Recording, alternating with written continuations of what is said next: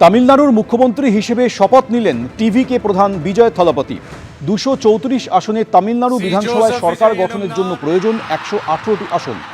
Congress, CPIM, CPI, বিসিকে, IUML এর সঙ্গে জোট বেঁধে 118 ম্যাজিক ফিগারে পৌঁছয় বিজয়ের দল।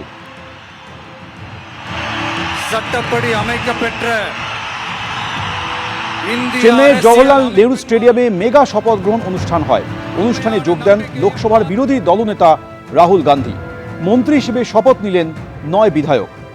শপথ গ্রহণের দিনই মুখ্যমন্ত্রী হিসেবে নিজের প্রথম নির্দেশিকায় নতুন সরকারের পরিকল্পনা স্পষ্ট করলেন বিজয় থলাপতি।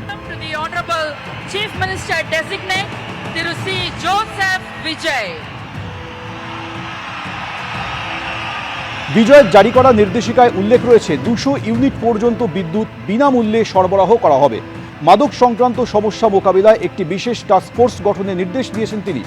পাশাপাশি মহিলাদের নিরাপত্তা নিশ্চিত করতে একটি বিশেষ বাহিনী এবং একটি হেল্পলাইন নম্বর চালু করারও নির্দেশ দিয়েছেন বিজয় থলাপতি।